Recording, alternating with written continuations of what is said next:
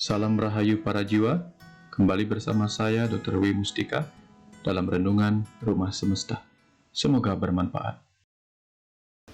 Terima kasih MC. Semangat pagi semuanya. Ya, sebelumnya mungkin saya mohon izin Pak Putu, Pak Dokter, Ibu, kakek, nenek, Paras, izin saya memulai. Kepada teman-teman semua, hari ini kita akan mendengarkan Dharma Santi Penyepian. Teman-teman akan mendengarkan materi. Hari ini tuh momentum untuk kita ya. Kita perusahaan Paras menyediakan satu hari, setiap umat beragama juga itu ada momen penting, dan kita umat Hindu kita milih setiap tahun baru Sake. Ini memang agak mundur karena memang situasi dan kondisi.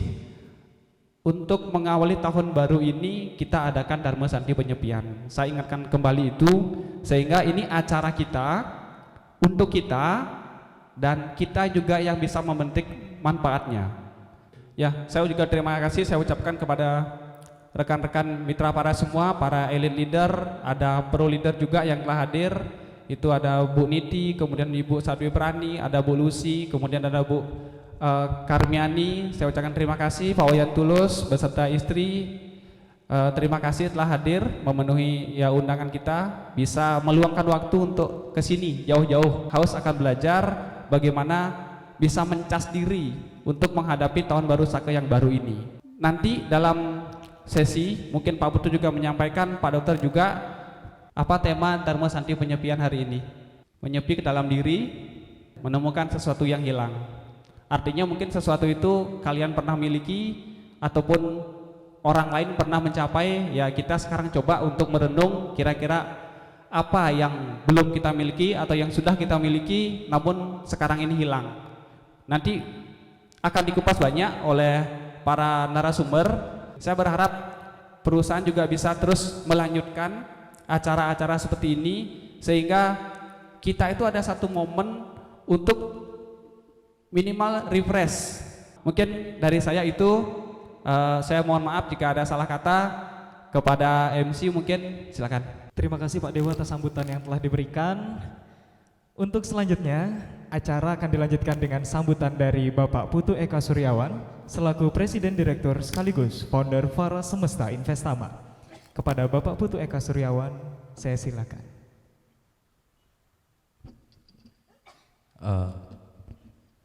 Terima kasih Om Swastiastu. Selamat apa ini ya?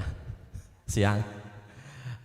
Selamat siang semuanya, keluarga besar Faras.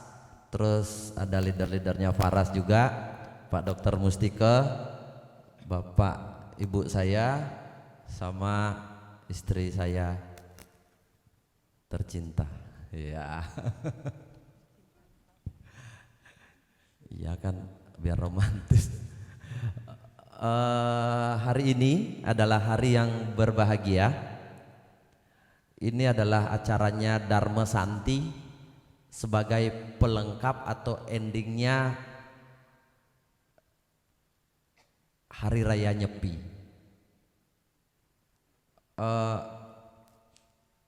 Saya di sini di pamflet ditulis sebagai memberikan Dharma Wacana gitu, sing cocok asan.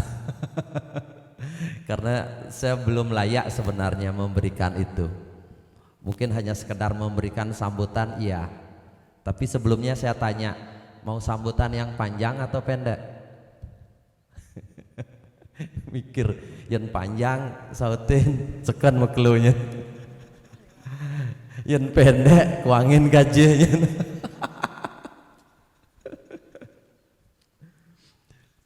Ya, yang biasa-biasa saja ya mungkin.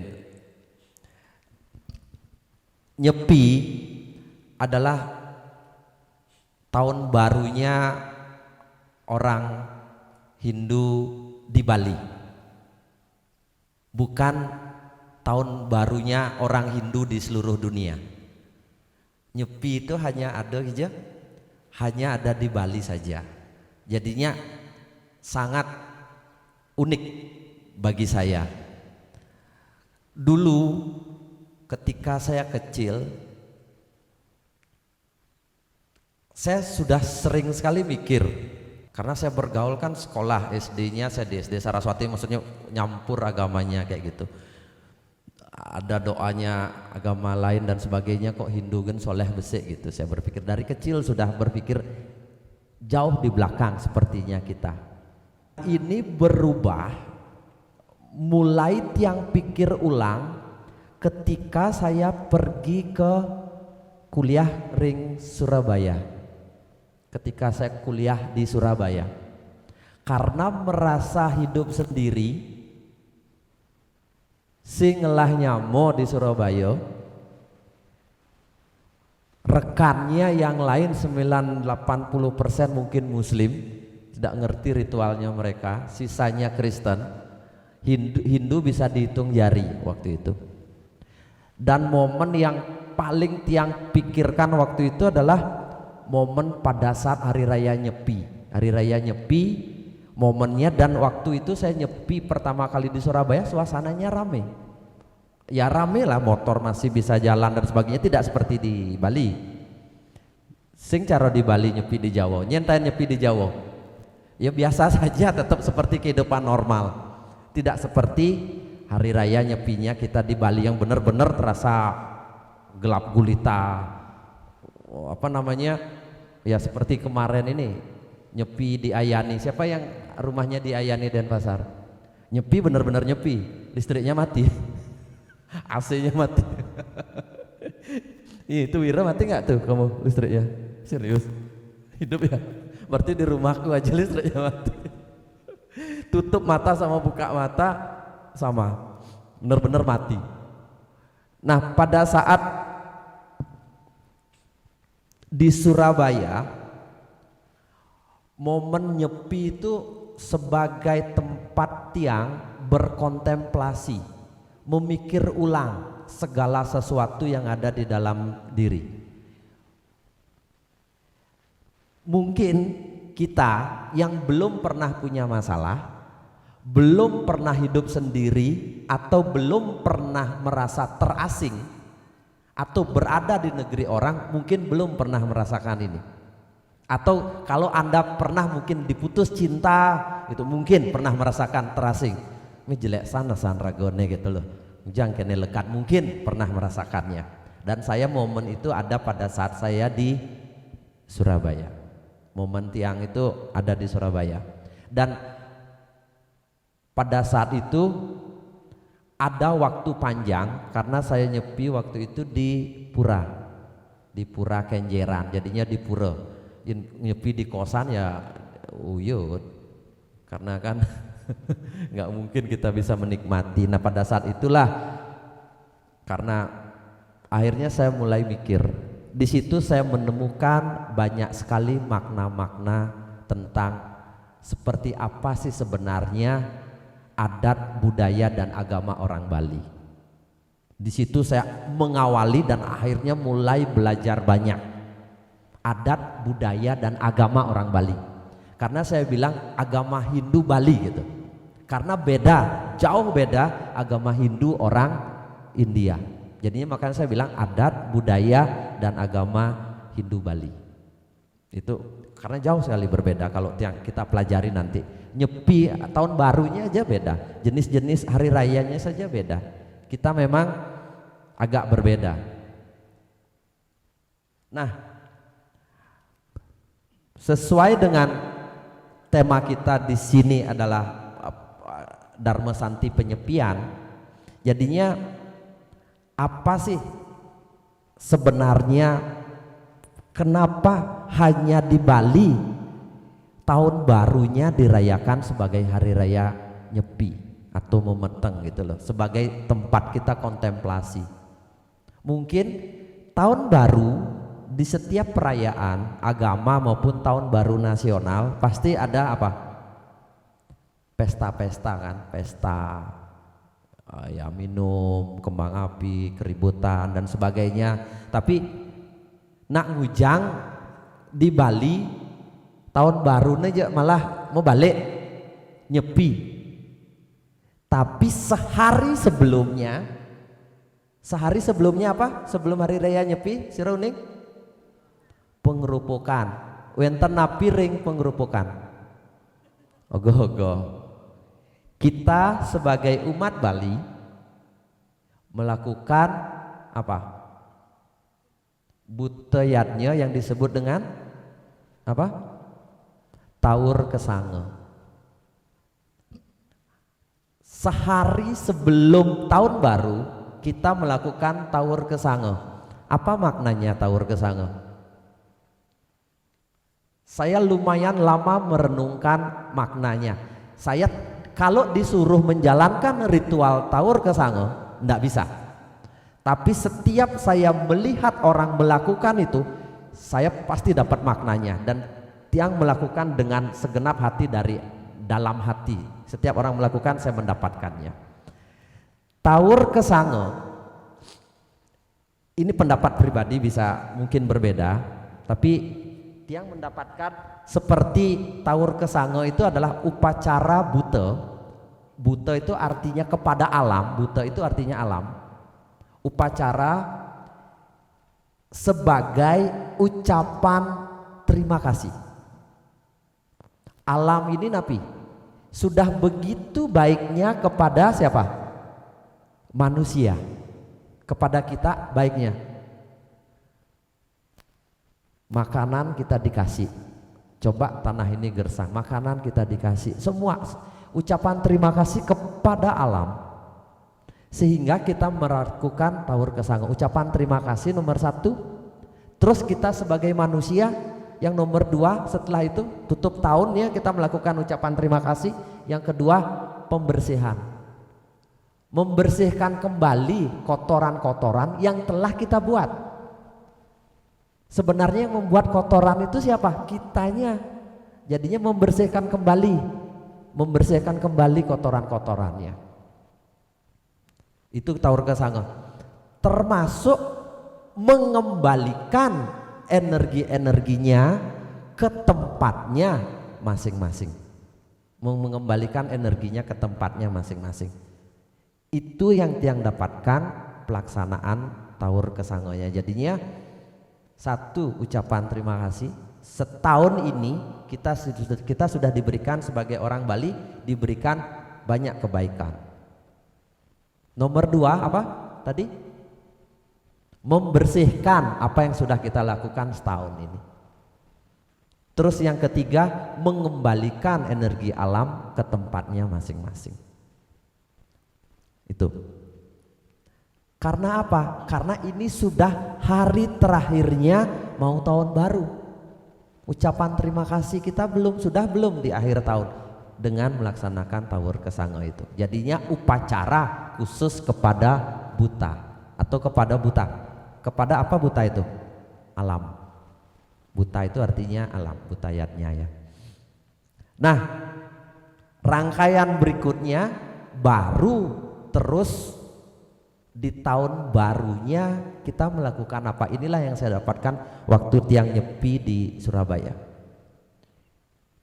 Penyepian,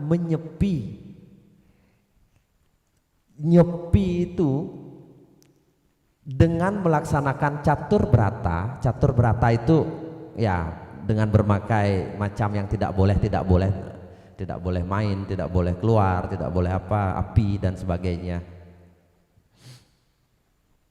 Makan boleh dikit. Ya, saya dapatkan apa? Di situ tempat kita untuk apa? Merenung kembali di tahun baru nih kok. Makanya ya nyepi tiang jarang sekali pulang kampung karena di kampung pasti agak rame.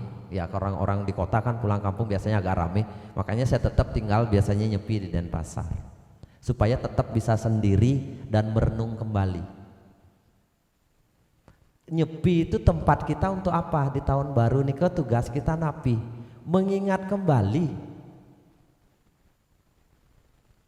bertanya kepada siapa? Kepada Bapak kita. Ya dalam hati kadang-kadang saya ngomong, Nang Ujang, cang lekat ya nih. Ngapain saya lahir di muka bumi ini? Incang lekat, kijo asal canga, dari mana saya sebenarnya, ngapain saya lahir, dan ngapain saya lahir sebagai Putu Eka, bukan lahir sebagai orang lain. Terus kalau saya lahir di muka bumi ini, apa tugas saya? Ngalih bisgen atau ngapain gitu, apa tugas saya? Jadinya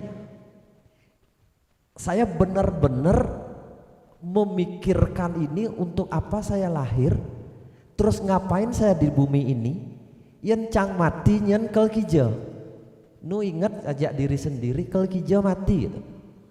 Saya nggak tahu apakah Anda sudah berpikir ke arah sana. Saya berpikir ke arah sana semenjak saya di Surabaya. Ini saya selalu sediakan waktu untuk berpikir itu. Dan mungkin hari ini Anda belum berpikir itu, tapi kapan waktunya akan tiba, itu akan muncul di dalam pikiran Anda. Itu akan muncul, entah karena Anda tersakiti, entah karena Anda tersadarkan, entah karena faktor apapun saya tidak tahu, atau faktor usia, atau karena Anda sudah usia 80 mau mati takut, baru Anda berpikir. Tapi boleh dimulai dari sekarang, boleh juga mulai berpikir. Makanya, dan itulah yang disebut dengan, kalau sekarang saya sebut dimulai tahun 2016 itu faras. Faras itu artinya apa?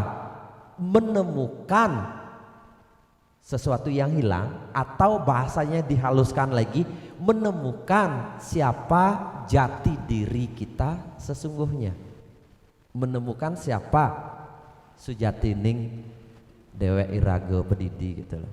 Apakah saya ini kulit, apakah saya ini mata, saya ini roh. Kalau roh hijau tongos roh gitu, genep bakat pikirin gitu. Di situ letaknya kita menyepi, ngujang raga menyepi, merenung kembali napi tetujon raga hidup, bukan sekedar melaksanakan catur brata penyepian, bukan sekedar sing dadi besu, sing dadi melali, sing dadi mapi-api gitu. Tapi kita merenung kembali, merefleksikan. Makanya tahun baru adalah tahun refleksi diri, sampai kita menemukan visi dan misi hidup kita, napi tetujon hidup raga ringgumi gitu. Sampai kita menemukan itu, sehingga kita nanti bisa bermanfaat buat orang-orang yang kita cintai, atau lebih besar lagi bisa melayani kehidupan. Setidaknya bermanfaat, raga ngelah tunangan, ngelah kurenan, nyidang mengguna gitu. Bukan hanya sekedar untuk sendiri gitu. Itu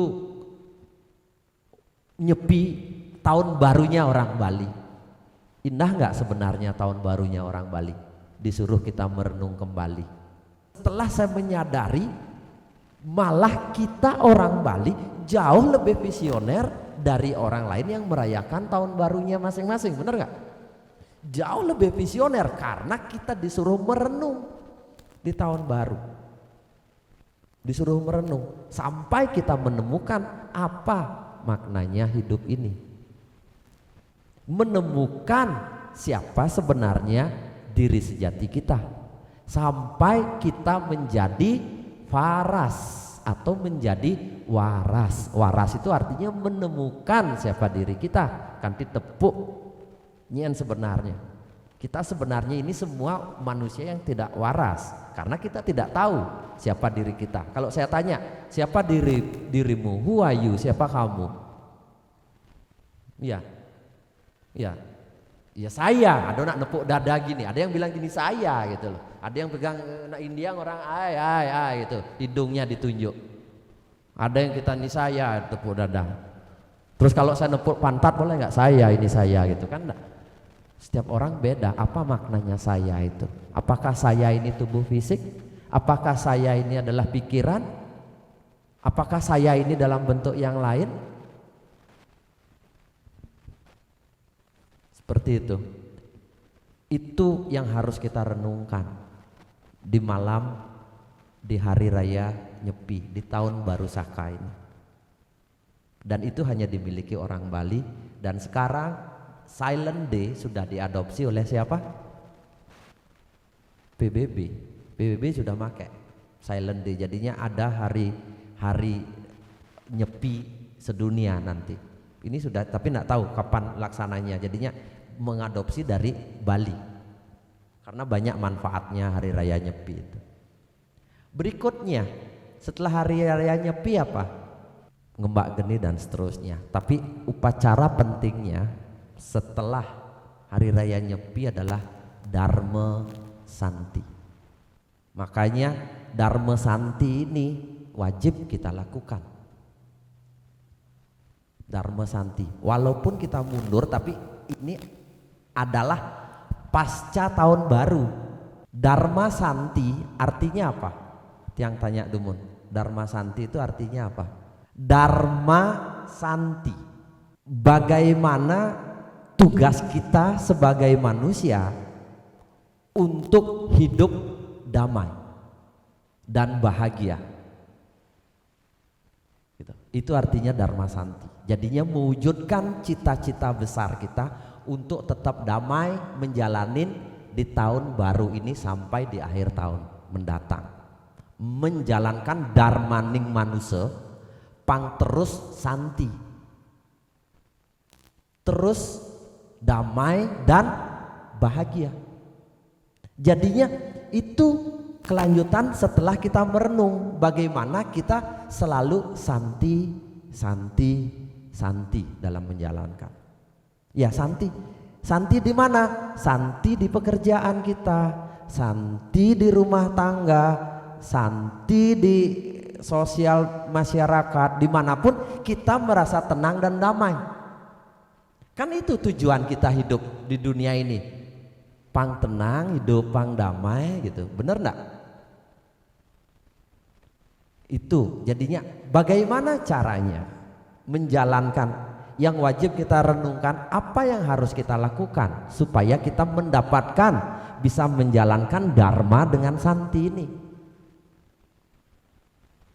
Dharma Santi itu seperti katanya Pak Dokter, kita wajib menjalankan yang orang Bali disebut dengan Trihita Karana. Jadinya eling kembali dengan Trihita Karana itu. Jadinya apa artinya Trihita Karana? Tri itu apa? 3. Hita itu apa? Kebahagiaan. Karana apa? Penyebab. 3 penyebab kebahagiaan. Bisa nggak saya ganti? Tri Santi Karana. 3 penyebab kita menjadi damai. Bisa. Tri Santi Karana, Trihita Karana.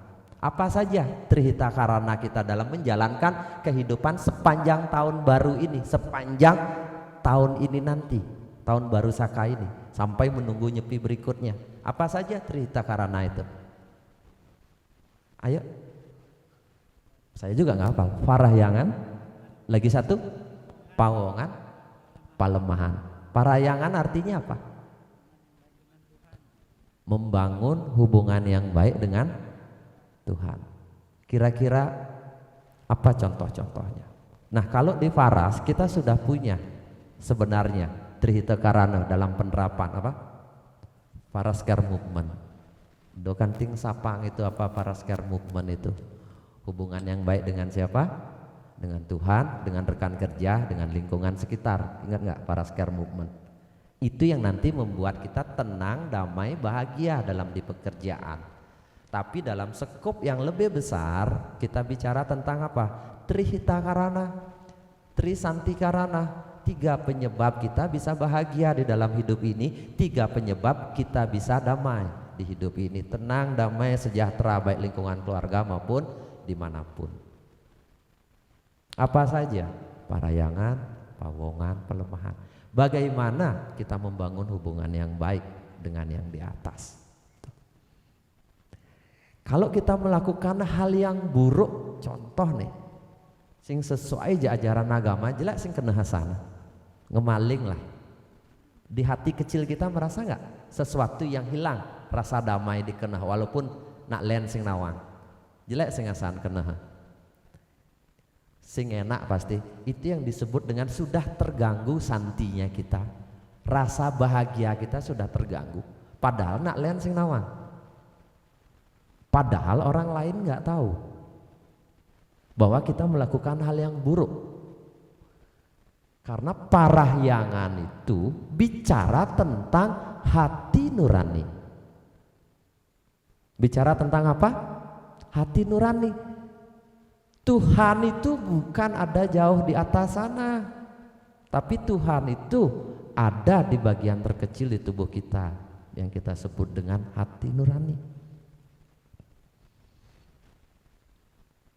Seperti itu. Ada pelinggih di depan kita, pelinggih Faras, puranya Faras itu. Ya, setidaknya kalau tidak sempat ke dalam, kita yang bekerja di sini setidaknya mau pulang tengoklah gitu. Karena itu disimbolkan sebagai hati nurani kita semua. Hati nurani yang kolektif.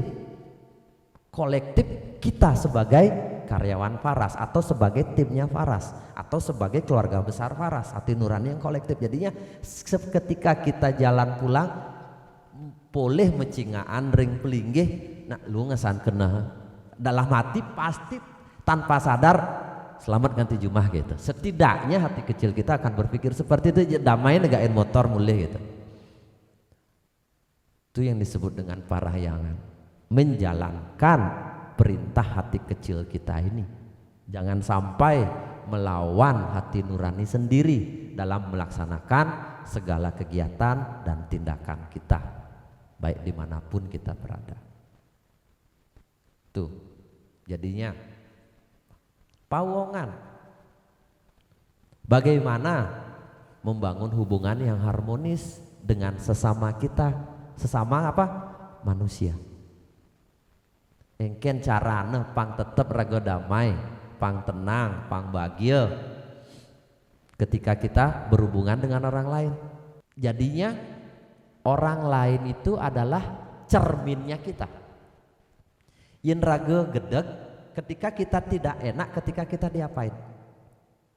Jadinya perlakukan orang lain seperti apa yang ingin orang lain ingin perlakukan kepada diri kita sendiri. Jadinya lihatlah orang lain seperti diri kita sendiri. Cintailah orang lain seperti mencintai tubuh kita sendiri. Jadinya perlakukan mereka. Makanya ada orang Bali menyebut dengan istilah apa? Tatuam asi, aku adalah kamu. Tapi jangan sampai salah makna. Makanya jangan sampai salah makna, aku adalah kamu gitu, keturunan kamu adalah keturunanku gitu. Sing dadi gitu gitu. Makanya dalam membaca kitab suci pun harus hati-hati gitu. Jangan sampai salah makna, harus lewat hati nurani. Balik lagi tadi. Makanya nomor 1 itu parahyangan, nomor 2 baru pawongan. Bagaimana melihat orang lain, tatuamasi, melihat orang lain bahwa dia adalah saya, tapi berdasarkan nilai-nilai hati nurani. Hati nuranilah yang tahu mana dan benar dan salah, makna dari tatuamasi itu. Karena nanti makna tatuamasi pun bisa terpleset. Terpleset itu maksudnya ya yang jelek-jeleknya kamu pun jelek-jeleknya aku, bukan seperti itu. Jadinya nomor 1 parahyangan, baru kita pawongan. Jadinya di dalam tingkat perusahaan pun sama. Kalau Anda ingin bahagia ya jangan di sini di kantor jangan saling bergosip satu dengan yang lainnya, ada saling nyeleang si A, maro sing ngadot tuh jeleang gitu. Ya, ketika kita menjelekkan orang lain, walaupun yang kita jelekkan itu tidak mendengar, agak terganggu nggak perasaan kita sebenarnya ketika kita membicarakan sesuatu yang buruk ke orang lain walaupun orang itu tidak mendengarkan.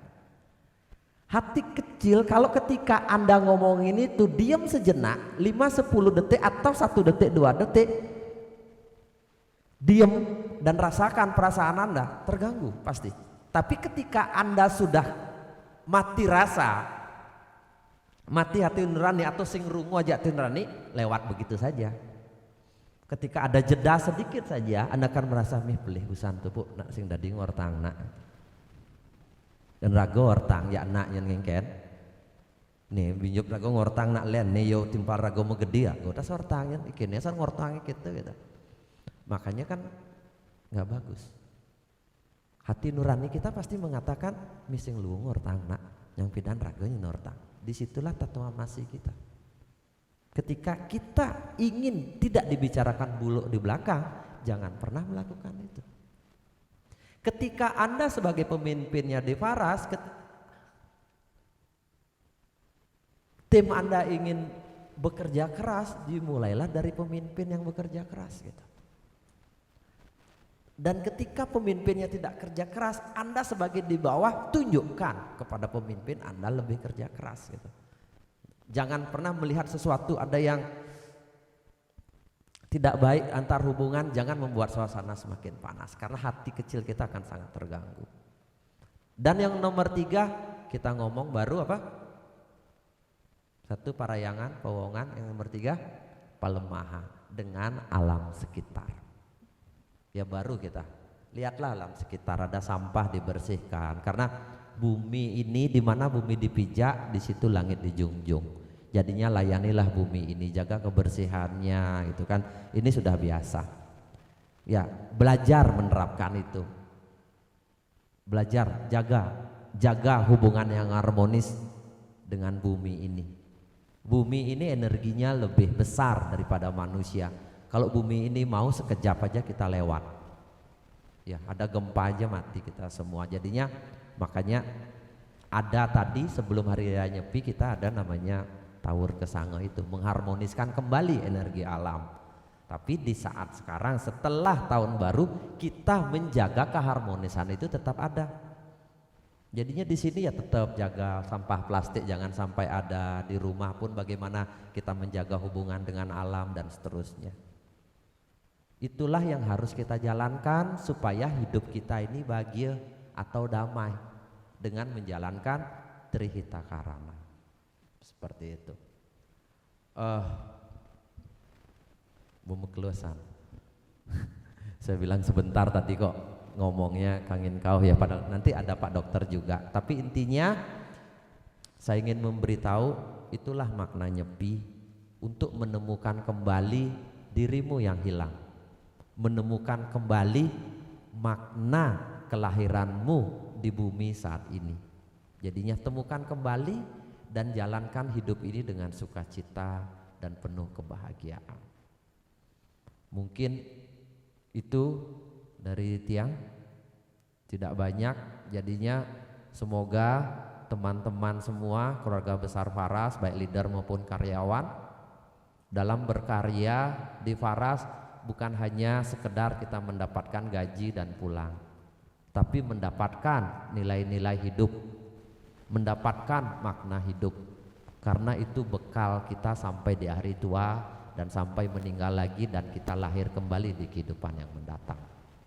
Mungkin sekian dari saya ucapkan banyak terima kasih. Om Santi Santi Santi Om, terima kasih.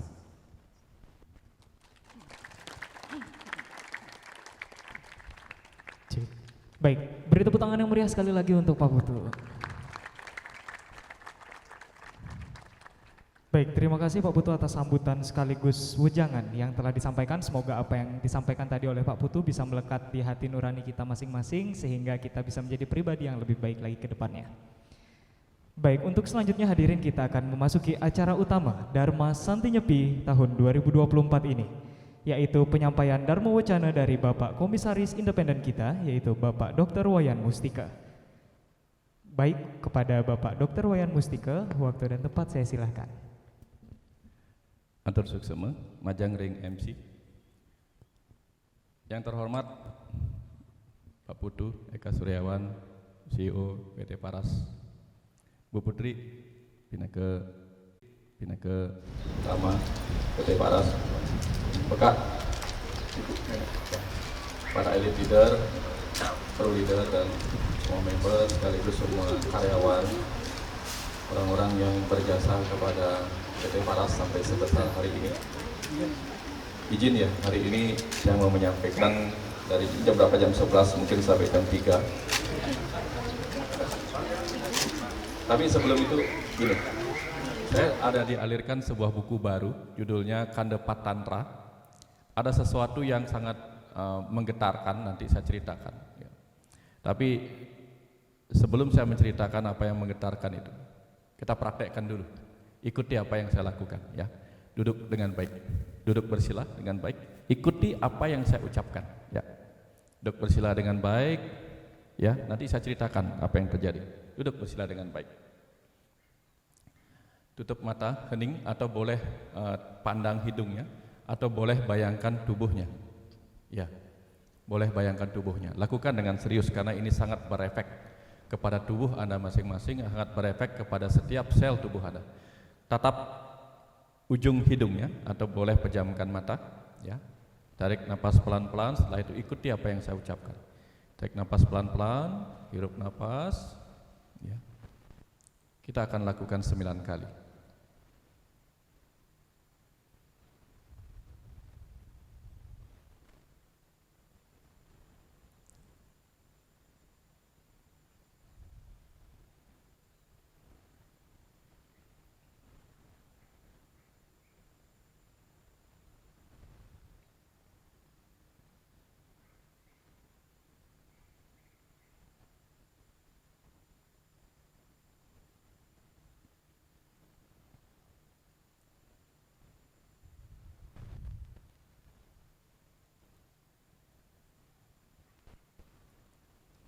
Sekarang ikuti mantra ini sambil rasakan getarannya ke seluruh bagian dari tubuh.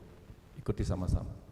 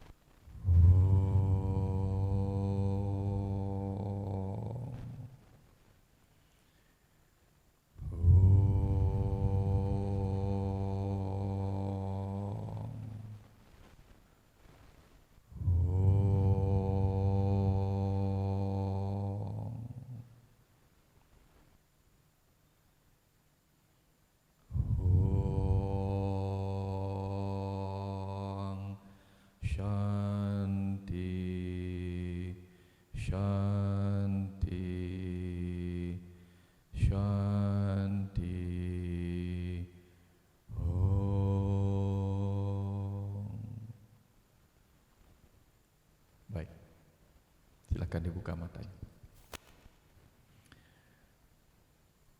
Kenapa mantra biasa ini yang sering kita ucapkan tetapi kita tidak menyadari maknanya? Itu kemarin ketika disuruh oleh Sang Waktu untuk menulis buku tentang Kandepat Tantra, di situ kemudian diajarkan dalam buku itu bahwa sesungguhnya tubuh kita ini, setiap sel tubuh kita ini dibentuk oleh aksara suci yang namanya Ang Ung Mang. Jadi di setiap sel kita itu ada proses penciptaan, pemeliharaan dan peleburan yang kemudian menjadi dewa-dewa di dalam setiap sel kita. Ang Ung Mang itu kemudian menjadi Ang Ah lalu menjadi Hong. Ketika Ong itu digetarkan, ternyata apa yang terjadi? Seluruh proses penciptaan, pemeliharaan dan peleburan sel-sel tubuh kita berjalan harmonis. Nah, itu yang terjadi. Jadi ternyata ketika di luar hening dan di dalam hening dan hanya terdengar getaran suara ong itu, yang terjadi adalah sel-sel tubuh kita energinya bergetar, bervibrasi, itu selaras dengan doa kita, mantra kita. Baru yang benar-benar mengerti kenapa mantra ong itu luar biasa efeknya. Nah, itu yang pertama. Kemudian sedikit cerita. Kemarin Pak Putu ada seorang dari Melbourne. Dia sebenarnya anak seorang dalang dari Jawa, ibunya Bali. Sekarang umurnya mungkin sudah lebih dari 40 tahun ya. Dia dalang. Kemarin dia cerita, dia memiliki komunitas Hindu di Melbourne. Dia bercerita karena dia mengikuti pencerahan tentang Kandepat yang sampaikan di Brahma Widya. Di situ dia mendapatkan sesuatu. Baru dia mengerti bahwa ajaran Hindu di Bali termasuk Kandepat itu luar biasa manfaatnya. Ada energi yang dia rasakan. Nah, dia lumayan lama tinggal di Melbourne karena dia kecil lahir di Indonesia, tapi besarnya di Melbourne. Dan dia mengikuti kegiatan-kegiatan Hindu, menggambel, ya kegiatan-kegiatan odalan, tapi ada rasa sepi yang dia rasakan, ada yang hilang. Sangat berbeda ketika dia mengikuti acara yang sama di Bali, mendengarkan gamelan, mengikuti upacara di Bali. Terus dia rasakan ada energi di situ. Nah, cerita yang sama juga disampaikan oleh banyak orang, termasuk Kang Abu Marlo, termasuk orang-orang. Ada jemaah-jemaah muslim dulu pernah sengaja nyepi di Bali, meditasi, dan dia rasakan energi getaran yang luar biasa di Bali. Nah, apa yang dia mau ceritakan di situ? Sudah dapat dua ya? Dapat dua background ya. Background berikutnya adalah apa yang ditanyakan oleh Pak Wayan Swantike. Bagaimana dulu orang-orang tua hidupnya kenapa bisa mesari? Ya, mesari itu artinya apa? Pekerjaannya biasa-biasa saja. Bahkan mereka orang yang kadang buta huruf seperti ibu dia. Tetapi mereka dapat memelihara banyak anak. Dapat memelihara banyak anak, ngurusin pura, ngurusin merajang, ngurusin rumah tangga. Tapi masih sempat-sempatnya bisa membuat rumah dengan penghasilan yang tidak banyak.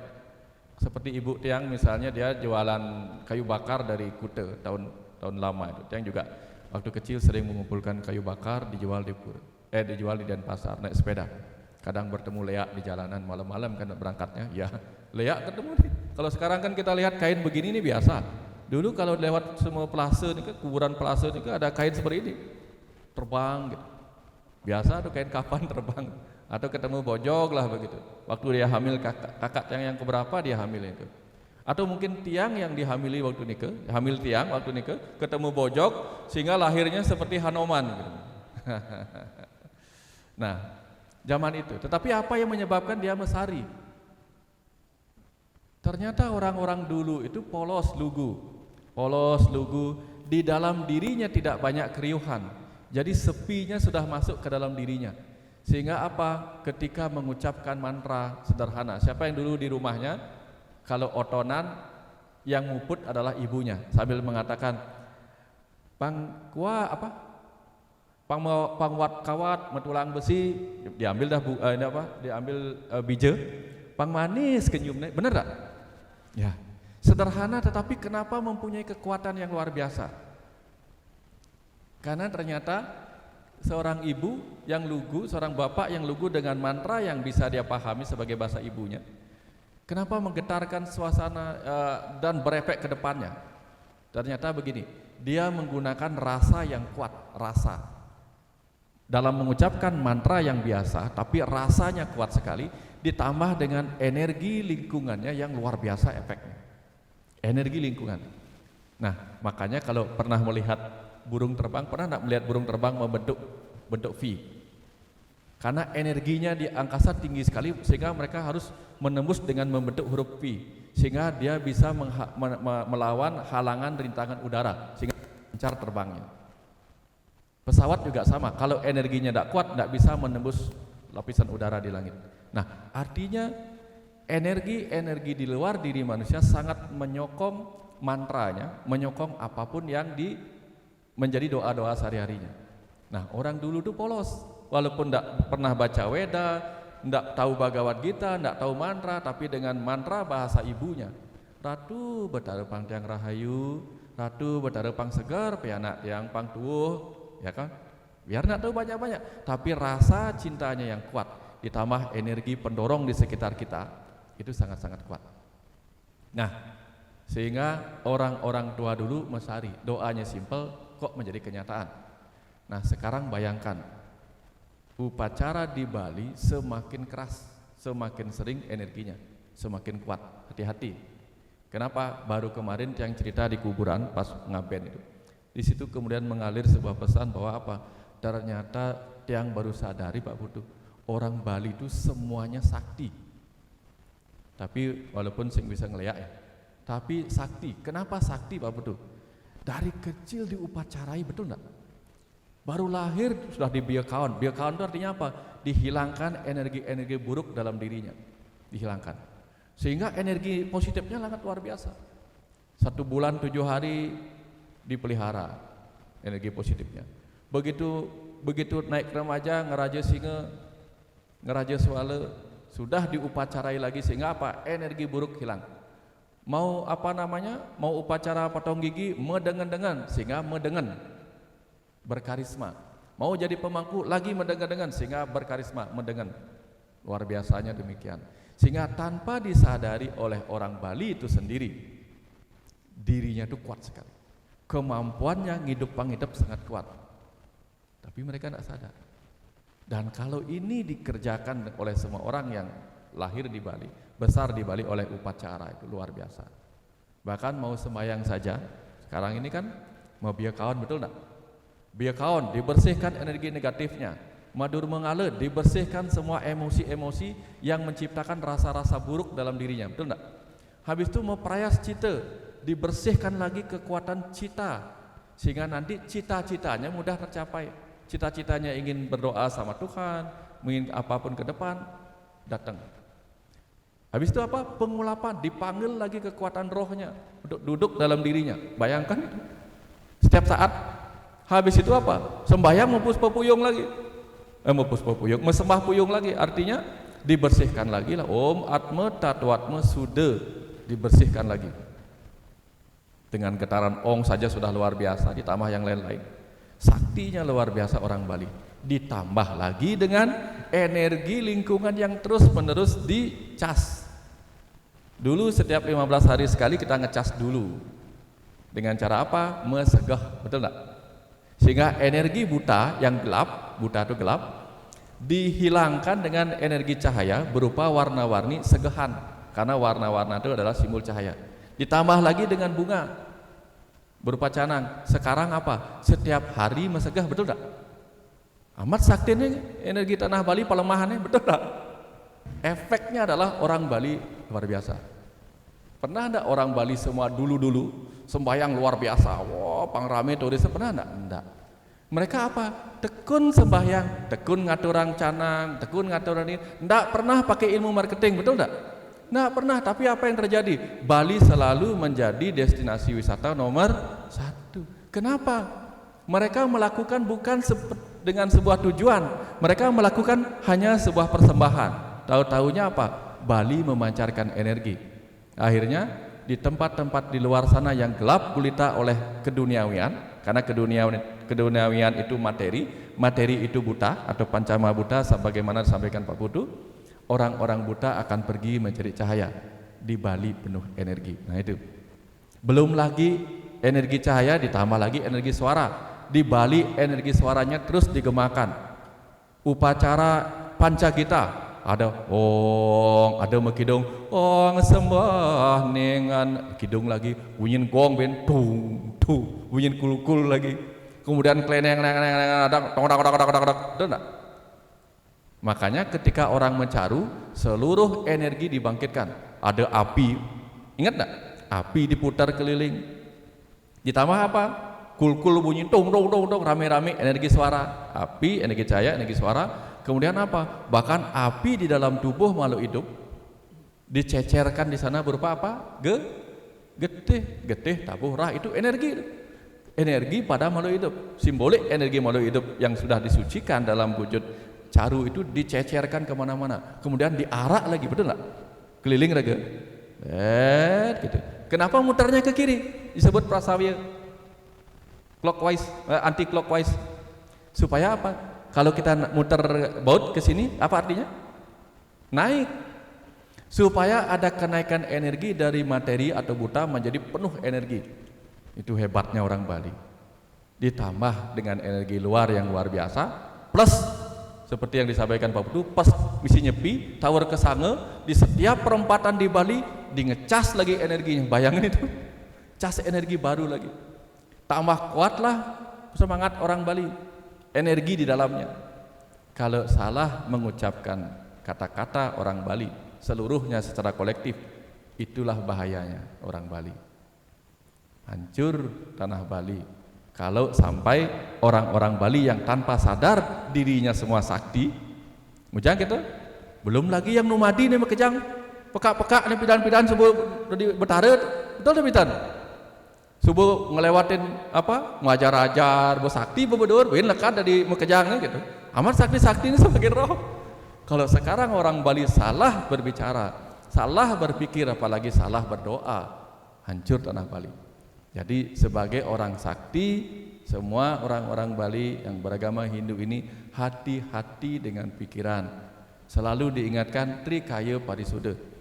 Sehingga apa? Kalaupun sampai terjadi kita salah ngomong, salah berpikir, salah bertindak yang menyebabkan bukan saja diri kita hancur, bahkan tanah Bali hancur karena semuanya melakukan hal yang sama secara kolektif. Akhirnya apa? Terpaksa kita secara kolektif juga sama-sama minta maaf. Om kesan tawyuk kai ke dosa, maafkan Tuhan tindakanku yang semuanya salah, maafkan kata-kata kami yang semuanya salah. Sampai nyah raga, karena apa? Saking sakti ini, sehingga perlu setiap hari minimal 3 kali minta maaf karena atas kesalahan kita, supaya ucapan-ucapan buruk kita nggak terjadi kenyataan. Itu hebatnya orang Bali. Nah, sampai di sana dapat nggak? Jadi selalu hati-hati, ingat Trikaya Parisuddha. Apalagi kalau kita punya pabrik, kita punya paras, hati-hati dengan pikiran kita. Sedikit saja kita menggetarkan pikiran yang buruk, ke depannya berbahaya. Contoh nih, hanya dengan rasa bangga kan nak balik tentang nyepi, apa yang terjadi? Wih, coba dunia ini nyepi Mekejang, gablak ke pandemi, nyepi 2 tahun. seluruh negara nyepi, betul enggak? Itu nyepi. Hanya karena apa? Saking bangganya orang Bali, dengan rasa bangga orang Bali, weh pangtain nyepi aja Mekejang. Kan menyepi. Setelah itu apa? Biar nak Bali sebat, weh mentawang gitu, pang kembali rame, biar macet, biar mengeluh nak Bali. Hati-hati.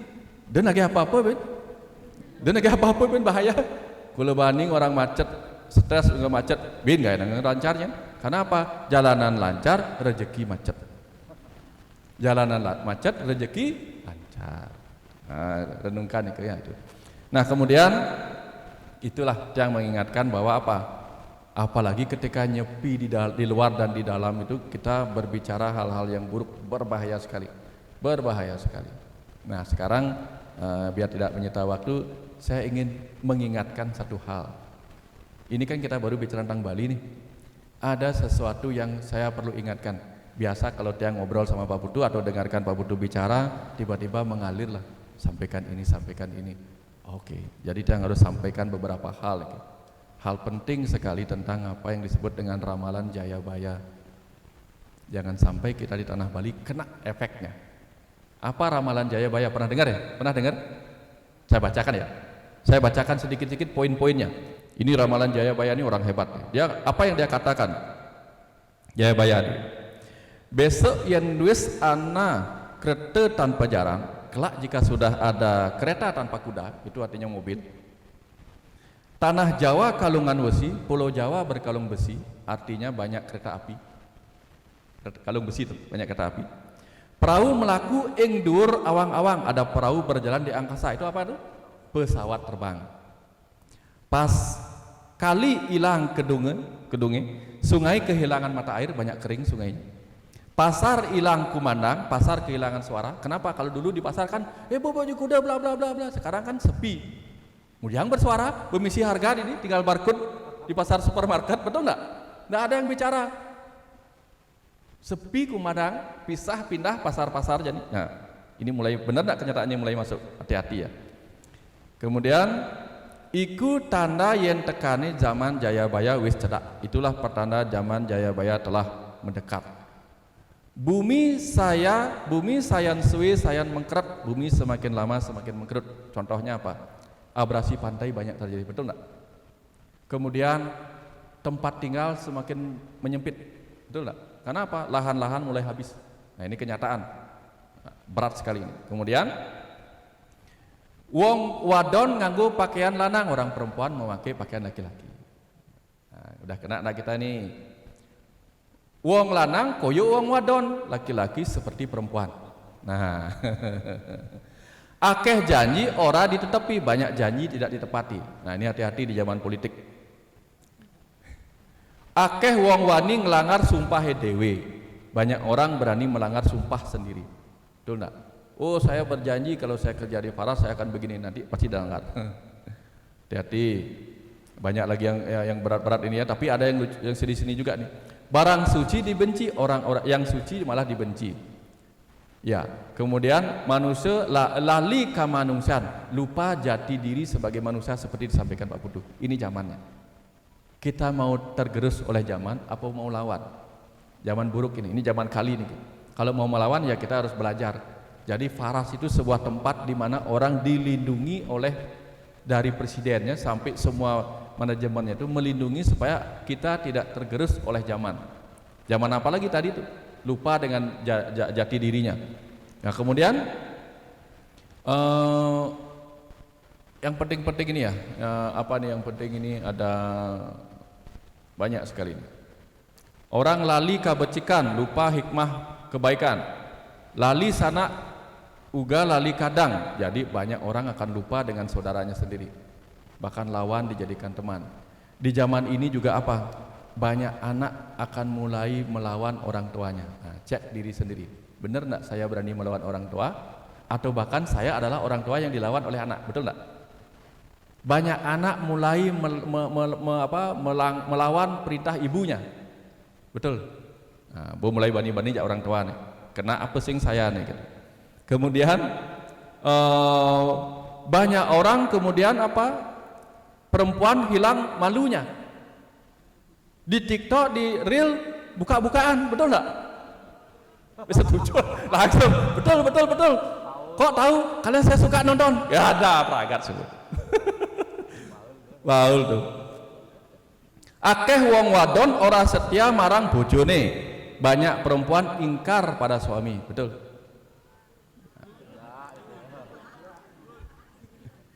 Akeh wong wadon ngadol awake, banyak perempuan menjual dirinya. Akeh wong ijol bebojo, banyak orang gonta-ganti pasangan aja. Siapa nih? Betul nggak? Betul. Banyak sekali hal penting yang ini. Ada lagi yang terpenting itu apa di bagian halaman berapa, nomor berapa nih? Banyak sekali di sini. Kemudian akeh wong lanang ora duwe bojo, banyak laki-laki tak mau beristri. Nah, siapa nih? Belum mau menikah. Ya, duwe gitu.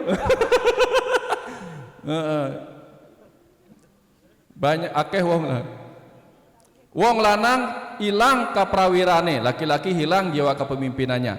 Nah, itu. Banyak luar biasa nih. Ya. Akeh wong ngaku-ngaku, banyak orang mengaku dirinya, mengaku suci tapi palsu belaka. Betul ya? Ini. Akeh perawan tua, banyak perawan tua. Waduh. Jadi saran saya yang belum menikah dan belum punya pacar, naikkan tangan dan kita saling kenalan. Rumah suci dibenci, rumah suci dijauhi. Beruntung di sini tidak. Kita selalu mengadakan pendekatan-pendekatan, acara-acara apa, kegiatan-kegiatan keagamaan, ya Dharma Santi, apalagi Pak Betul, Kristen, Islam, kita mengadakan acara-acara bagus sekali. Ya, ini banyak sekali. Anak mangan bapak, anak makan bapak. Artinya apa? Bukan makan ini ya. Pokoknya diporotin bapaknya gitu. Ibu diporotin. Pokoknya tetangga pada curiga, tetangga saling curiga, betul enggak? Ada dah. Oh iya bahasa ngeliatin ragu ini. Nah, itu banyak hal yang terjadi di zaman ini. Mudah-mudahan nanti silakan baca ya, silakan baca nanti. Setelah dapat ini Pak Putu tiba-tiba kepingin menjadikan ini sebuah buku sehingga perjudul ini mau yang kayaknya enak nih. Ya kayaknya mau di ini kan. Kayaknya pekerjaan baru lagi nih. Tapi artinya apa? Mohon dibaca, cari di Google ya. Ramalan Jayabaya jadi. Ini perenungan kita bersama di Hari Raya Nyepi Dharma Santi ini. Apakah kita tersenggol oleh ramalan ini? Kalau ya berarti kita adalah orang yang akan ikut hanyut dan mati oleh arus zaman ini. Ngerti maksudnya? Hati-hati ya.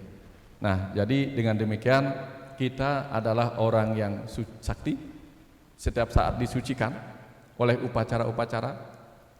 Bahkan ketika kita lahir dari orang-orang suci. Karena apa? Ibu dan bapak menikah melalui upacara mabiya kaon, mawidi widana. Apa artinya widi widana? Tubuhnya pengetahuan dibadankan kepada tubuh orang yang menikah, sehingga pernikahan itu berjalan dengan penuh pengetahuan. Itu belum lagi segala macam, belum lagi ada sesayut yang disebut dengan pegat semayapati, bahwa orang yang menikah itu tidak akan pernah putus kecuali oleh kematian. Sakti. Sehingga hati-hati dengan apa yang kita pikirkan. Hati-hati ya. Semoga nanti ke depan ini Faras semakin jaya. Karena apa? Karena kumpulan orang-orang sakti ini gitu. Kalau Pak Putu sendiri, Bu Putri sendiri, manajemen sendiri yang mendoakan hal baik, mungkin kekuatannya tidak sebanyak ketika seluruh orang-orang sakti ini ya berdoa yang baik terhadap Faras. Ya. Saya yakin, sangat hakul yakin bahwa apa? Ke depan kita akan terus berkembang. Saya melihat hal seperti itu. Karena apa? Dari segi setelah lama mengikuti Pak Putu, kita terus berkembang kemana-mana. Buku-buku udah mulai banyak menyebar dari jendela rumah semesta. Yang akan terus bekerja, ya, terus menulis walaupun sakit lehernya, sakit luar biasa. Tapi saya harus menghidupkan jendela rumah semesta. Harus dicaci maki di Demitos, tapi Demitos harus tetap hidup. Padahal nonton enggak Demitos? Tonton komen-komen di mana kita dicaci maki, enggak apa-apa. Yang penting Heidi tetap heboh. Saya harus bisa menerima caci maki segala macam. Tapi demi sebuah perjuangan agar Faras itu dikenal karena apa? Mampu melayani dengan cinta. Ada banyak cinta. Cinta dalam jalan bakti seperti ini, persembahan. Cinta di jalan karma dalam tindakan. Ada Faras peduli kasih, Faras care, peduli cinta. Ada berbagi jenana melalui Demitos, kita berbagi jenana. Kemudian Faras juga berbagi raja yoga. Nah, ini yang kita ajarkan hari ini. Dengan apa? Dengan kemampuan kita bermeditasi, memusatkan pikiran di masing-masing rumah, di masing-masing tempat suci dalam diri kita pancarkan energi kesuksesan buat rumah kita. Rumah ini adalah rumah bersama, di mana kita akan menemukan jati diri kita, sehingga kita bukanlah seperti yang diramalkan, yaitu apa? Manusia yang kehilangan jati dirinya. Faras adalah tempat, adalah rumah, adalah keluarga, di mana kita akan sama-sama menemukan sesuatu yang hilang dalam diri kita, yaitu kesadaran bahwa kita sakti, kesadaran bahwa kita adalah orang-orang hebat di dalamnya. Itu yang bisa yang sampaikan untuk memperkuat apa yang akan menjadi Dharma Santi kita hari ini. Kurang lebih mohon maaf, sehingga mudah-mudahan dapat diserap ya. Dan jangan hanya dipelajari, jangan hanya didengar, tapi mari laksanakan ke depan untuk setahun ke depan ini. Kita sudah punya energi, setelah nyepi, mari energi ini kita manfaatkan untuk menjadi lebih besar lagi, menjadi materi. Melalui apa energinya dimanfaatkan? Melalui kerja. Yuk, sama-sama kita bekerja. Itu yang bisa yang sampaikan. Yang puputang antuk Paramasanti. Om Shanti Santi Santi. Om atur.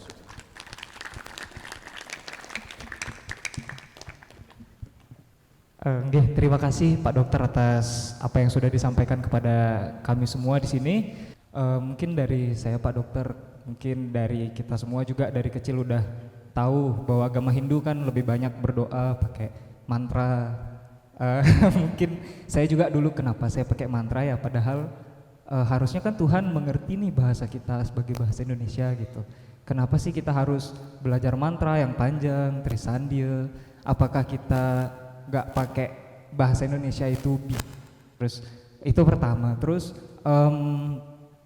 kalau misalkan kita berdoa kan mungkin dibilang pamrih atau tidak itu saya juga bingung Pak Dokter. Apakah kita tidak boleh berdoa untuk pamrih?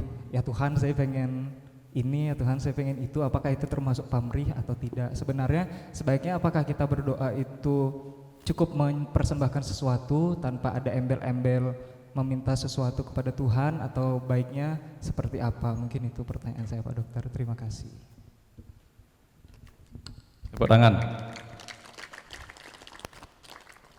Pengetahuan itu seperti samudra. Lalu ada orang yang memancing atau melaut, nanti yang lain ngujur. Tahu ngujur? Mana ada lebih bagi di sini. Jadi orang bertanya itu seperti tukang pancingnya. Nanti yang lain pasti dapat ilmunya juga. Ini pertanyaan luar biasa karena ini memang kenyataan sehari-hari. Apakah kita harus memakai mantra? Pertama, mantra itu adalah bahasa rahasia. Bahasa rahasia yang hanya kita yang mengerti dengan Tuhan itu. Sehingga kemudian di India, karena agama Hindu lahir di India, agama Hindu yang kita kenal lahir di India, maka mereka memakai mantra berupa bahasa ibu. Bahasa ibu itu apa? Bahasa mereka yang ada di sana di zaman itu, sehingga mengalirlah dalam bentuk Weda. Kalau yang di Arab, mantra mereka, doa mereka memakai bahasa ibu berupa bahasa Arab. Kalau kita di Bali, karena kita datang dari Jawa, dari zaman Majapahit, banyak kemudian mantra-mantra kita yang sehe itu menggunakan bahasa Bali atau Jawa kuno. Uduh pakulun padu ke betari itu bahasa sana. Nah, banyak bahasa kawi dipakai. Nah, artinya apa? Kalau kita pakai bahasa ibu kita yang kita mengerti, misalnya orang Indonesia, ibu kita pakai bahasa Indonesia, nggak apa-apa. Atau kita pakai bahasa Bali, nggak apa-apa. Nah, bolehkah diucapkan dalam hati? Tidak. Ini kan Tuhan Maha Tahu. Gitu. Nah, jadi begini.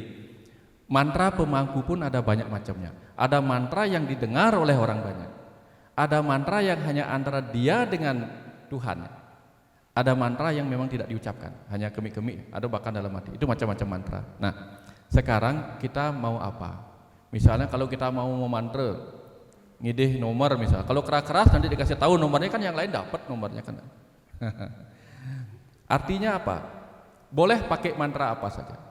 Tapi beberapa orang itu akan lebih sreg kalau mengucapkan, karena terdengarnya benar-benar. Nah, contoh ini. Kita pergi ke restoran. Sudah jelas ketika kita pergi restoran, semua waiter itu tahu bahwa kita ke sana mau makan, betul nggak? Betul. Tapi kok kita disuruh bertanya lagi, disuruh menyampaikan lagi bahwa apa? Hari ini saya ingin makan A, makan B. Walaupun pemilik restoran atau waiternya sudah tahu bahwa kita ke sana itu untuk menu yang kita sukai. Tapi pasti ditanya mau apa, hari ini mau makan apa. Nah, itulah sebabnya walaupun Maha Tahu, kita perlu menyampaikan apa yang hari ini kita inginkan. Karena apa? Karena manusia banyak keinginannya. Hari ini mau apa? Nah, sehingga butuhlah kita menyampaikan apa yang kita inginkan. Lalu bolehkah kita meminta? Boleh. Karena apa? Dalam tataran Tuhan sebagai sumber dari segalanya, kita boleh meminta. Tapi apa yang boleh kita minta? Tergantung swadharma kita. Swadharma. Ratu Betara tiang petani puniki dumugi tiang menduwe kapal, angon geneng ide kapal. Kalau petani dumugi hari ini hujan, cocok tak? Kalau dia petugas laundry, dumugi hari ini hujan, cocok lebih dan cocok. Gitu. Sehingga perlu kita sampaikan apa yang kita minta. Boleh nggak minta? Boleh. Kenapa? Sebenarnya kalau kita meminta itu bukan meminta kepada Tuhan, kita meminta kepada kekuatan Tuhan dalam diri kita, yaitu apa? Sang Hyang Atma, karena Atma itu percikan. Sehingga apa? Tuhan, semoga aku punya rumah besar, gitu misalnya. Kepada siapa kita memohon? Kepada Tuhan dalam diri kita, Sang Hyang Atma. Nanti kita akan dituntun oleh roh kita untuk bekerja yang sesuai keinginan kita. Contoh niki, dulu dia nggak punya rumah, tidak punya tempat tidur, tidurnya di balai dalot, di balai dangin, tempat orang mati itu tidur. Lalu suatu ketika yang tidur di atas kandang kelinci di rumah yang sekarang, kalau pernah ke rumah yang tidur di atas kandang kelinci, menghayal itu, tapi tidak berdoa kepada Tuhan, cuma menghayalkan suatu ketika di sini akan dibangun rumah bertingkat, oh gitu. Akhirnya apa yang terjadi? Sekian tahun kemudian, sekitar mungkin 20 tahun kemudian, ada orang beli tanah di sebelah rumah, bangunan lama dibongkar, bang ide batu, bang ide genteng, bang ide kusen, terbangunlah rumah di situ. Tinggal beliang pasir dan semen aja. Nah, itu contoh ketika kita berdoa dengan keyakinan kita. Nah, bolehkah kita tidak mengucapkan kata-kata? Boleh. Tapi apa yang kita lakukan? Visualisasi. Ini ilmu orang Bali. Makanya orang Bali visualisasi idap-idapnya. Nah, idap-idapnya betara kal tedun niki ratu pakulun padu kada betadun niki tayang aturan toya anyar pindah ke wangsuh pada pakulun padu ke betara. Nah. Niki tayang aturan pesucian bersih-bersih niki ngayan pakaian niki makan ngajangan ditombok dia betara bang jadi depan betara malu soto tombok tiang nunas hijau niki tiang nunas kedek kengken tiang kal kedek mengelah mobil tiang kal kedek mensukses paras oh kan dadi tuh boleh meminta tidak masalah gitu. Karena dalam satu sisi ketika kita masih butuh boleh meminta, tapi jangan berlebihan. Pada akhirnya yang paling penting adalah bersyukur. Karena apa? Bersyukur itu adalah cara kita mendapatkan lebih. Nah, contoh nih nyata. Bersyukur itu kan berterima kasih. Kalau misalnya tiang berterima kasih sama Pak Butuh, memang ini bang, gitu. Betul sih?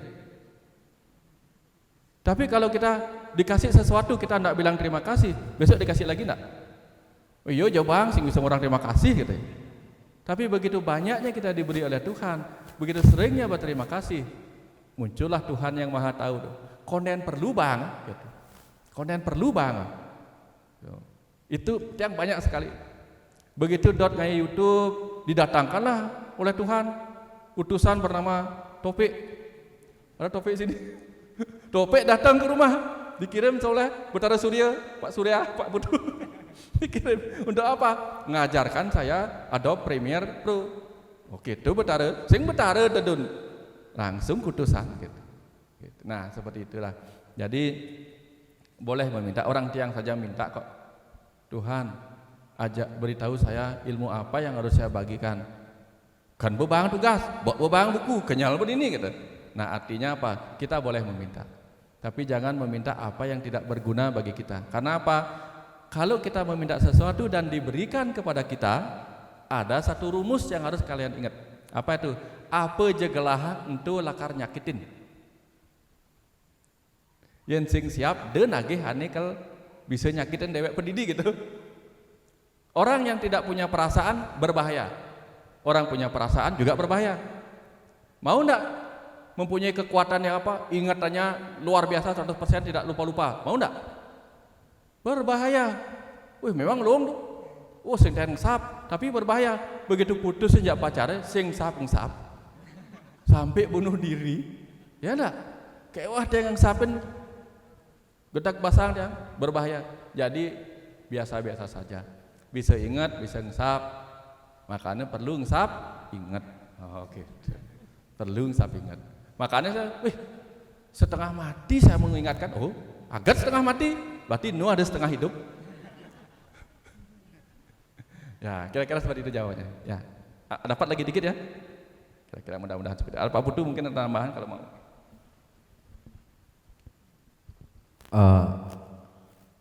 Saya ngasih sedikit tambahan dari pribadi. Tadi kan di awal saya bilang Panca Sembah sama Trisandia saja tidak hafal, dan itu terjadi sampai saat ini. Jadi ini yang sing tahan Trisandia jangan Panca Sembah pakai bahasa sendiri. Apa aja kena tiang gitu. Dan semenjak terus terang, tapi jangan ikutin saya. karena sedikit berbeda. Saya mengambil jalan yang disebut, mungkin tidak umum orang tahu, dia ngambil jalan tantra. Ada orang mengambil jalan Vedanta, ada yang ngambil jalan tantra. Tiang tuh, mantra tiang tuh hanya 2 suku kata. Kata-kata saya itu hanya 2 kata aja di dalam hati yang terus berdengung sesuai dengan aliran nafas gitu. Kemanapun itu akan hadir di nafas saya dengan 2 kata itu aja, 2 suku kata itu aja.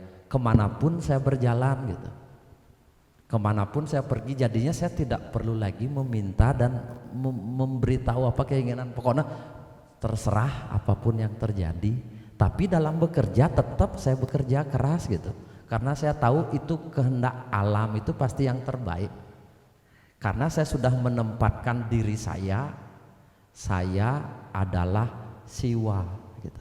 Itu ajaran tantra itu yang nanti akan dibuat bukunya oleh Pak Dokter gitu.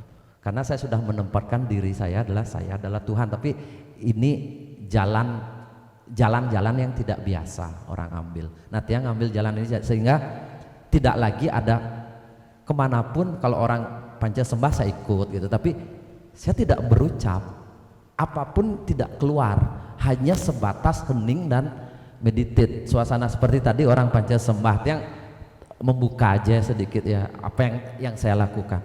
Saya hanya Wayan ngomongin semua mantra tadi termasuk Trisandi, saya hanya hening mengikuti alunan itu dengan sangat lembut gitu. Dan saya rasakan hati saya kemana itu, dan selalu saya tutup dengan apapun itu terima kasih, segitu aja, matur suksemo itu aja. Kalau sudah selesai udah segitu aja. Saya enggak tahu lagi, karena ketika saya dipaksa, tapi ini balik lagi tidak mesti harus diikuti, dan saya saran jangan kalau Anda belum punya mantra khusus untuk diri sendiri nge. Jadinya saya bingung kalau disuruh meminta sama Tuhan, selalu kebingungan. Apa di ide gitu. Bener omongannya Pak Dokter gitu. Kadang-kadang ketika saya refleks ngucap itu langsung terjadi. Saking sidi ngucapnya gitu bahasanya. Tapi bingung apa yang ingin kita minta. Makanya saya tidak pernah meminta di dalam diri. Tapi ketika saya ingin sesuatu, saya akan bekerja keras untuk mencapai itu. Saya akan bekerja keras, tapi sama Tuhan saya hanya bisa berucap apa? Pokoknya setiap kegiatan seperti ini hati kecil saya akan bilang matur suksema. Itu aja kata-kata saya. Dan ketika ada Trisandia seperti tadi sama panca sembah, saya ikutin alunan itu dengan penuh tenang di dalam. Tuh. Kalau sudah selesai wayannya ngasih panca sembah, saya akan ulang lagi kata-kata saya sendiri. Apa nama? Alunan nafas yang ada di dalam diri saya sendiri, dan itu saya lakukan sudah lebih dari puluhan tahun semenjak saya kuliah, hampir 25 tahun saya lakukan itu, dan saya sampai saat ini pun tidak pernah dimarah oleh Tuhan, jadinya tidak diberkati, tetap saya mendapatkan jalan yang baik, karena mantra itulah yang menuntun saya baik dan buruk di dalam hidup saya gitu. Tapi belum tentu ini cocok buat putra, belum tentu ini cocok buat teman-teman. Karena saya sudah memutuskan kalau saya sendiri mengambil jalan tantra gitu. Jalan tantra itu adalah jalan praktisi. Tidak lagi membedakan niki pura drikoton gitu.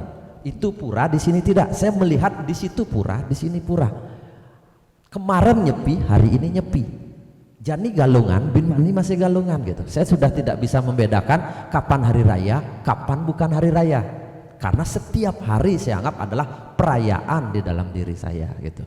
Kalau Anda masih bisa membedakan sekarang galungan bin manising gitu, tetap dengan bahasa-bahasa seperti jawaban Pak Dokter yang tadi gitu, tetap meminta, tetap bersyukur, tetap berterima kasih. Tapi kalau sudah sudah tidak bisa membedakan pimpinan dan galungan gitu, makanya istri saya sering malah sing nawang galungan, selalu seperti tiap hari galungan ke kujang gitu. Ya karena beda, tapi tetap bisa satu rumah, beda pemikiran tetap satu rumah, dan kita saling melengkapi.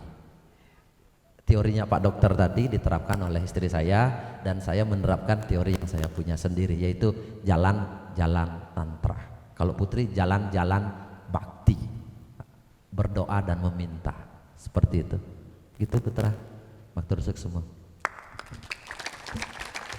Oke, matur suksema Pak Putu, Pak Dokter. Berarti intinya dimanapun atau mantra apapun yang kita gunakan harus menggunakan rasa, kita mengerti apa yang kita minta dan apa yang kita doakan, seperti itu ya. Terima kasih banyak Pak Putu dan Pak Dokter.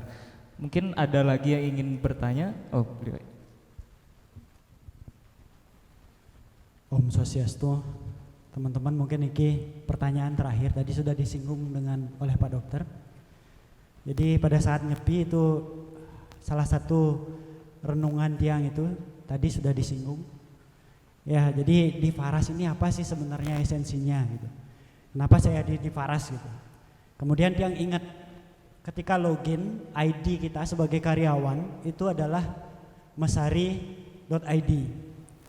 Jadi kok Mesari gitu. Kenapa kita web kita itu namanya Mesari gitu. Akhirnya terpikir, kita semua di sini bekerja, mungkin ada visi tersendiri dari Pak Putu kenapa kita dibawa login ke Mesari gitu. Dan yang tanyakanlah ke beberapa orang. Jadi pertama istri diajak ngobrol di rumah, apa sih sebenarnya Mesari ini? Kalau ini adalah matematika, apakah ada rumusnya? Ya, sehingga kita bisa turunkan, kita bisa pelajari. Diskusi belum ketemu, ya, ada beberapa kata kunci aja ketemu tapi belum dalam. Kemudian ketemu kakek Faras pas melalui ke kantor, kemudian yang tanya, "Kek, Mesari itu apa, Kek?" Seperti Nabi, kakek kok bisa kerja dumun di BRI sebagai karyawan biasa, tapi kakek bisa artinya menyekolahkan anak, sampai bisa beli rumah, kemudian bisa ngajak anak keluarga di rumah, kemudian pada saat menyambut beraya bisa. Apa sebenarnya Mesari? Ya, ini kakek cerita. Jadi pada saat apa yang diinginkan bisa aja gitu, tanpa artinya pelit gitu. Artinya diskennya ditunda dan lain sebagainya tanpa pelit, pada saat dibutuhkan bisa gitu. Kakek cerita seperti itu. Ya, keadaan Mesari. Akhirnya ketemulah dengan Pak Dokter, kemudian dengan Pak Putu. Dia yang tanya lagi nih, yang kira-kira apa sebenarnya konsepsi Mesari, bisa dibahas nggak di The Mitos? Seperti itu sebenarnya topik diskusinya. Nah, sebelum dibahas The Mitos, tadi Pak Dokter sudah menyinggung, mungkin ini Pak Putu sebagai pencetus mungkin dari renungan beliau, kenapa akhirnya nama web kita itu Mesari, kemudian kita login ke sana dengan ID masing-masing, dengan harapan berapapun mungkin hasil dari karya kita di Faras itu Mesari gitu. Kita nggak tahu itu apa tujuannya Pak Putu, kenapa kita login di web Mesari itu gitu. Apa poin pentingnya di sana gitu. Mungkin hari ini penting buat kita, sehingga di antara kita ini tidak ada yang kemudian saling ngintip ini gimana, sudah ada bagiannya masing-masing. Mungkin perlu kita dengarkan bersama-sama dari Pak Putu hari ini ya, terkait dengan Mesari niki. Sehingga kita kalau ada rumusnya biar kita bisa sama-sama dapatkan, sehingga kita bisa apalah karya kita ataupun dharma bakti kita bersama Faras ini menemukan sesuatu makna bagi kita bersama di sini ya, di perahu kita yang bernama Faras niki. Jadi mohon pencerahannya Pak Putu. Nggih. Website Mesari itu atas saya yang buatkan ya, namanya itu ya. Saya pakai namanya Mesari. Memang saya ingin setiap orang yang ada di Faras itu dalam bekerja, dalam berkarya selalu Mesari. Tapi ya tidak mungkin dalam hidup ini kita menjalani sesuatu tidak Mesari. Pasti kita ingin mendapatkan lebih. Konsep Mesari itu saya dapatkan di dalam kehidupan saya sebenarnya. Konsep Mesari itu hal yang sederhana sekali. Wayan tadi sudah menyinggung, bapak saya adalah seorang OB. Mungkin di sini ada juga yang kerja sebagai OB. Bapak saya dulu adalah OB, tukang bersih-bersih di BRI yang ijazahnya SD. tapi bisa menghidupi keluarga, orang-orang di kampung datang bisa diajak, anaknya sekolah sampai SMA dan bisa dikuliahkan, keduanya bisa. Kenapa orang lain tidak bisa gitu? Wayan tadi bilang, meh rago nyagerang dari man gaji. Dulu bapak saya gajinya hanya 300 kak, 300.000 rupiah. Anda sudah kali 10 mungkin sekarang, 300.000 gitu. Nah, prinsip mesari, ingat ya, berapapun gaji Anda atau apapun yang Anda lakukan itu wajib mesari. Tapi sebelum mesari itu datang, Anda yang harus berani memberikan sari. Kasarnya adalah berani memberi lebih, Dumun. Bapak saya itu atau saya pribadi itu bekerja itu, saya tahu bapak saya bagaimana dedikasinya bekerja. Dia melebihi jam kerja dalam bekerja, jadinya tidak pernah berhitung dalam bekerja. Apakah bapak saya bekerja lebih jam kerja, terus dia kalau mau bersih-bersih, saya kan sering ikut sama bapak, mau bersih-bersih di kantor sampai sebersih-bersihnya mau bersih. Apakah bapak saya digaji lebih oleh BRI? Bulan depan jadi gajinya 300, jadi lebih bersih, ya nak lain bersihin lebih kotor, bapak saya digaji lebih nggak bulan depan? Enggak, tetap gaji bapak dia 300 itu. Saya pun ketika melakukan banyak hal dalam kehidupan ini, apakah saya akan dibayar lebih oleh? Belum tentu. Jadinya sebelum Anda berpikir mesari, mesari itu adalah kompensasi dari sebuah pekerjaan yang kita lakukan, bukan sebuah niat. Meh ragu mau kita mesari megai boleh artinya tuh. Ngerti itu maksudnya? Ketika kita sudah berpikir cara pang mesari boleh boh. Tapi ketika kita tanpa pamrih muncul sari itu kalau teko gitu. Engken bahasa gimana caranya saya menjelaskannya? Saya semenjak dari tidak punya uang waktu tiang kuliah nih, setiap saya ke tempat parkir, setiap saya habis makan misalnya di warung bude atau di mana gitu, enten parkir, ya nak maya parkir 100, tiang maya sata atau 300 itu debo kebiasaan, tidak pernah apa tujuannya sing tawang. Bang upis 100, mas ini kembalinya di Jawa nih, mas ini kembalinya bawa dapat gitu. Padahal sing karuan tiang lapis. Apakah saya ingin mesari, ingin dapat nanti Tuhan saya mau sudah memberi tukang parkir uang lebih, tolong saya beli lebih banyak lagi gitu. Saya ada kepikir gitu. Saya tidak pernah punya pikiran seperti itu. Ada nak cenik tepuk gitu loh, bawa jualan makanan gitu. Saya nggak pengen, saya beli dan dia beli 5 gitu, beli jualan semangka. Kadang-kadang saya beli 5, 10, misalnya itu 10.000 saya kasih uang 20 gitu. Tujuan apa sih tawa? Tapi makanan 10 ini saya butuh nggak? Saya kasih lagi orang lain di mana itu. Kalau sekarang saya melakukan itu wajar nggak? Sangat wajar. Bang lapisnya nih. Dulu saya lakukan ini waktu tiang tengelah jinah, waktu tiang kuliah ring Surabaya. Disitulah akhirnya setelah saya lewatin bertahun-tahun kehidupan ini itu, ternyata ada hukum timbal balik yang tidak pernah kita prediksi di dalam hidup ini, dan tidak pernah kita bisa baca kapan itu berbalik. Dan tuh nak bali ngadanin mesari, makanya saya buat kengken di Faras nih, semoga orang-orangnya orang-orang yang hidupnya mesari, bukan punya keinginan mesari tapi hidupnya subuh mesari.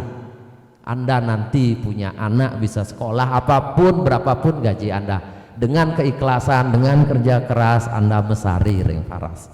Itu tujuan saya membuat website mesari gitu ayat. Jadinya itu makna Mesari yang saya dapatkan, makanya saya buat sampai website Mesari, sampai itu supaya orang ingat ini kerja keras, biar let Tuhan yang memberikan hasilnya itu menilai biarkan apa.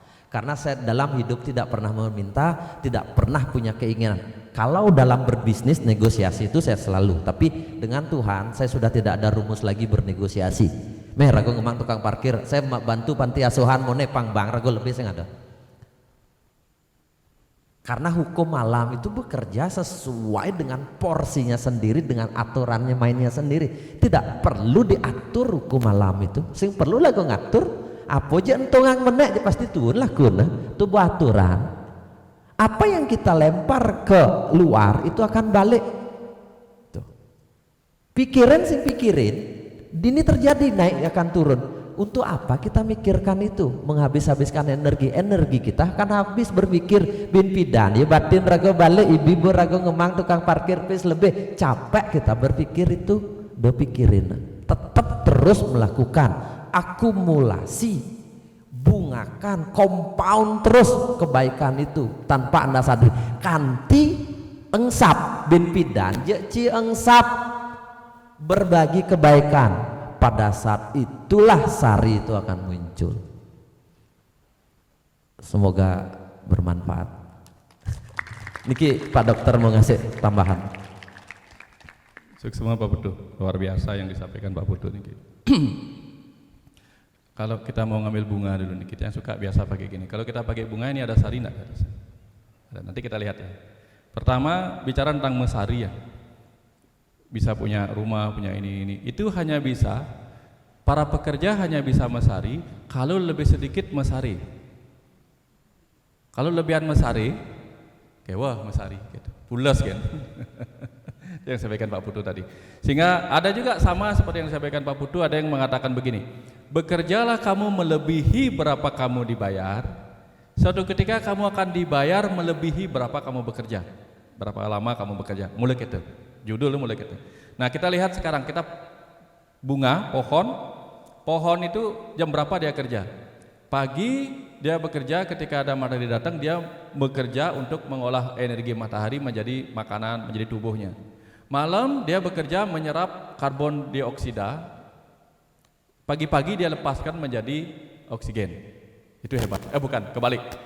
Ya, ketika orang bernapas, malam-malam dia lepaskan karbon dioksida, pagi-pagi dia serap karbon dioksida, dia keluarkan oksigen. Dia tidak pernah berhenti bekerja sampai satu ketika muncul bunga dan ada sarinya. Sari bunga itulah yang akan disebarkan kemana-mana oleh alam ini menjadi apa? Buah-buah, pohon-pohon baru, buah-buah yang akan menjadi bagian dari dirinya sendiri. Nah itu contoh mesari. Kemudian mesari juga ada apa? Mesari itu seperti kalau kita bikin canang, bikin banten, mesari napitan.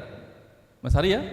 Ketika bantennya dilukar, dibuang, sarinya dibuang apa enggak? Enggak. Banyak orang bahkan ngalih sesarin. Artinya apa? Artinya ketika semua sudah tidak dipakai lagi, sarinya pasti masih bisa dipakai. Artinya apa? Bagian dari hidup kita, penghasilan kita supaya bisa mesari harus mesaring. Dari mesari muncul mesaring. Bagaimana caranya menyaring? Gunakanlah yang disebut apa? Harta dari jiwa, yaitu catur purusa arte. Bagi penghasilan saya, kalau mau punya mesari, bagi penghasilannya bagi 4. Yang pertama jangan dharma dulu, arta dulu. Kalau mau punya, biasanya kan dharma, arta, kamu moksa, enggak, balik sekarang. Kalau mau kaya, arta dulu. Artinya apa? Begitu dapat gaji, ambil 1/4-nya, 25%-nya ambil, jadikan arta, tabung malu tuh. Kalau pikirannya begini, kalau pikirannya seperti ini, nah belanjang malunya masih se, mara tabungan, jek sing mengelah tabungan, telah pemaluan, jak tabungan malu, gaji 4 juta, tabung 1 juta.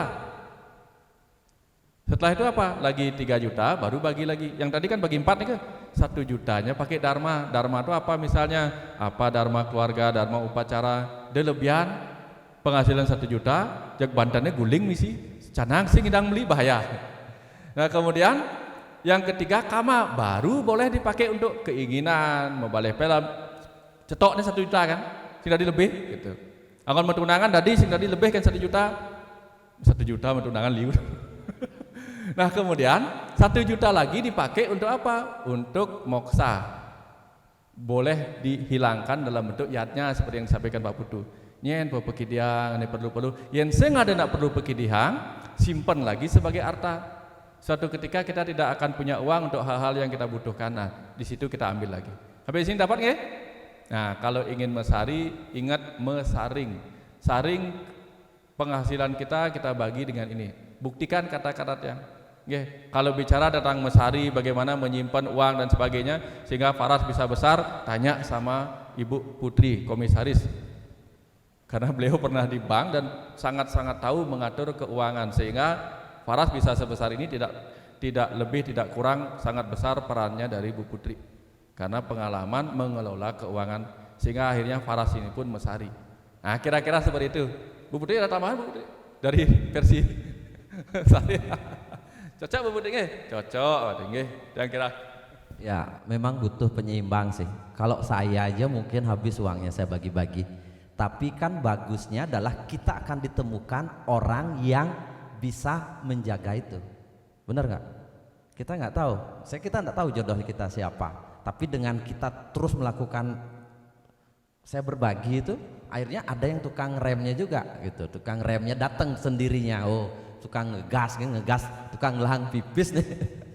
Tapi ternyata dikasih remnya gitu. Kita nggak tahu semesta itu kapan akan menjadi, itu kita nggak tahu. Itu disebut dengan mesari. Saya bilang selalu mesari itu adalah ending dari sebuah proses. Hukum alam bekerja gitu. Minta tidak minta itu akan terjadi. Tapi ya tidak rasional sih kalau tiang pribadi tidak rasional. Tapi kalau mau dirasionalisasi, omongannya Pak Dokter benar. Disaring baru sisanya dibagi. Kalau dulu saya enggak. Terus terang. Bapak ngopak, neng ngopak gitu. Sing lapis besilihang pipis gitu. Ngutang nyilik bang nak ler gitu. Saya nak gitu hati nurani bilang gitu. Mau gimana? Tapi jangan ini menjadi sebuah pembenaran. Jangan dijadikan pembenaran. Tapi tetap tadi omongannya Pak Dokter mesari itu proses juga mesaring boleh. Ada orang yang totalitas seperti saya, sangat totalitas yang peduli ya apa. Tapi Anda kuat nggak secara mental? Nah saya ini kuat mental. Saya biasa dulu waktu kuliah itu bermasalah dalam hidup, kuat sekali, tidak bekerja dan sebagainya, tidak punya uang, udah siap gitu, siap hidup di negeri orang. Tapi kalau Anda tidak siap, memang sediakan, Anda harus wajib memberi lebih. Itu satu. Bekerja lebih bukan berarti Anda membantu panti asuhan kasih uang 1 juta, enggak. Prinsipnya adalah ketulusan ini muncul. Saya sadar betul ini yang saya dapatkan teori mesari itu yang bedik gini ya. Tulus itu ternyata. Kalau Anda berbagi ke panti asuhan, ngetiban cepok sing mengguno, walaupun kamu di 10 juta bulan, tidak ada gunanya. Tapi yang nyidang mayah parkir lebih 100 perak setiap hari lebihin 100 perak, kanti kamu engsap, sing inget itu ada tulus. Cara Pak Wayan tulus ada di sini ya. Itu namanya tulus. Kanti lupa memberi lebih. Ngerti enggak? Kalau Anda masih raga sunarnya kerja 8 jam nih, jadi boleh lebih setengah jam, 8,5 jam itu ingat. Tapi sudah seperti dewa, busing nawang metek jam ya, teko kanti jam 12 petang marah mulai kanti. Saya enggak tahu ya. Sampai lupa berhitung waktu. Di situ namanya tulus gitu. Ketulusan itu muncul, tinggal tunggu, tapi tidak usah ditunggu, sari itu datang. Makanya saya bilang temukan sampai ketemu rasa tulus itu. Kalau Anda masih berhitung, miragone ngemang PCU gitu, ya belum tulus, lebih baik jangan dikasih. Tapi kalau di awal ya kita perlu belajar. Saya itu dari kecil udah terbiasa begitu. Sing ingat, sing mikir gitu. Itu aja sih pesan saya. Kalau tidak berani mengeluarkan uang, membangun ketulusan itu apa? Bekerja lebih. Kalau tidak berbagi waktu, bekerja lebih atau apa? Lebih ngotot di jam kerja. Misalnya, rago sing ngidang lebih megawe pada 5:30 mulai jam 5:30 sing kengken. Sing bani ngedom pipis, dodom pipis sing kengken. Tapi pada saat jam kerja, jangan korupsi ben waktu, meseken-seken megawe di jam kerja gitu maksudnya. Ngerti enggak? Itu yang disebut dengan tulus. Len subuh megawe di jam kerja, ben misi kliat-kliut, ben misi gajimu pun 10 juta pun kemungkinan besar sing mesari. Sing mesari itu apa? Bisa bin mani gelem, telah pipis meme gelem, panak cerewet, banyak problem kita, pikiran stres gitu. Tapi ketika kita sudah melakukan yang terbaik di jam kerja itu, atau pas mebanjaran, meseken-seken di banjar gitu, itu kita akan lupa waktu dan malah jam waktunya cepat pulang. Disitulah proses mesari itu terjadi. Saya kerja sama dosen dulu, sing gaje dosen ngomong kene, kamu kerja sama saya ya iya gitu, ngai gambar nyak nulungin ngai gambar, kulo sing taen metang-tang gaje seken sing gaje tapi sing taen kepikir gitu loh, bukan 6 bulan nyemain proyek dosen nih. Ngenin kan saya teknik sipil, sing taen mikir berapa digaji, apa yang akan saya dapat, terus ketulungin gitu. Wih, hebat nih dosen buat ngelah proyek, saya ngamar nulungin kena gitu, sing taen bangpis. Tapi saya marah enggak biasa kan gitu. Itu memberi lebih artinya. Tapi sarinya kan Pak, akhirnya saya mendapatkan sari sekarang, dan saya nggak tahu bahwa tahun 2016 ini saya punya paras itu tidak pernah kebayang ngelah pabrik, ngelah pis puluhan miliar, ratusan miliar. Pernah nggak Pak Putu membayangkan ngelah pis puluhan miliar, ratusan miliar? Sing, jawabannya pasti sing. Ngelapis 10 juta kan banget, karena sebelum saya punya paras utang saya masih miliaran di bank. Putri Nawang, bu ngelah paras jadi mendadak berubah ya. Akhirnya kok mujang bisa gitu tuh sebut mesari ya. Dulu kerja keras saya nggak pernah dibayar puluhan tahun, jungkir balik sama gaya di Jawa di mana, tapi mikir sing tulus saya melakukan. Pernah saya marah dalam hidup sing, takonin bapak takonin istri saya, nggak pernah saya marah sama kehidupan. Tak sing saya menghujat Tuhan, nggak menghujat orang yang memusuhi saya dulu, nggak nyentain bareng aja di UFO pidan Bu Niti itu aja. Saya nggak pernah marahin orang, berapa orang yang nipu saya, enggak, biasa aja, tetap seperti biasa seperti ini. Dan sekarang Bung Lapis liuk tetilanu biasa kene, biasa kan gitu. Ane nunen beli pelfire pidan beli arpan nak dewa pangsinah dari bos kan Pak gitu, nah kita beli saya kayak ini Bung lah arpan 2 pintu cocok asana Pak gitu, pang bin bede bos nah gitu, pang tayen ngasanin. Tapi disitulah kebahagiaan kita dan kenikmatan kita. Sing nawang bapak saya, mungkin sarinya bapak saya ke saya double, saya dapat sarinya. Saya melakukan, bapak saya melakukan. Mungkin Anda tidak sukses saat ini, tapi anak Anda akan sukses dan Anda akan ikut menikmati. Nya nawang bapak saya hidup seperti ini sekarang, bisa bahagia, punya rumah, bisa beli mobil. Sing kebayang obe bisa ngelah mobil, kebayang sing pegawai biasa, pegawai rendahan jadi beli mobil, itu dihormati orang karena anaknya yang bekerja dapat hasil sari yang begitu besar. Nggak kebayang seperti itu. Kalau bukan Anda, kalau bukan Anda, keluarga Anda, itu disebut dengan mesari. Itu nak Bali punya prinsip, dan itu sudah mendarah daging dalam diri tiang, dan itu sudah saya dididik dari kecil oleh bapak, dan saya lakukan sampai waktu saya kuliah dulu, dan saya benar-benar rasakan itu gitu loh. Jadinya jangan pernah mengeluh, ketulusan itu yang nomor 1 ya. Lakukan. Tidak bisa memberi uang, tidak bisa memberi waktu, lakukan yang terbaik di jam kerja. Itulah yang disebut dengan ketulusan. Mungkin itu dari saya, mungkin itu penutupnya dari Tiang Wayan ya. Ini juga sekalian ceramah bisnis pekerjaan jadinya di situ. Sekian dari saya, terima kasih. Sudah siang, kita makan siang. Matur suksema. Oke. Terima kasih Pak Putu, Pak Dokter juga atas materi yang sudah disampaikan tadi, sangat luar biasa sekali. Sekali lagi beri tepuk tangan yang meriah kepada narasumber kita yang luar biasa. Baik, semoga dengan Dharma Wacana ini kita dapat mengambil hikmah dari makna Hari Raya Nyepi dan juga beberapa kehidupan yang sudah kita lakukan, dan kita dapat menemukan sesuatu yang mungkin sempat hilang dari rutinitas kita sehari-hari.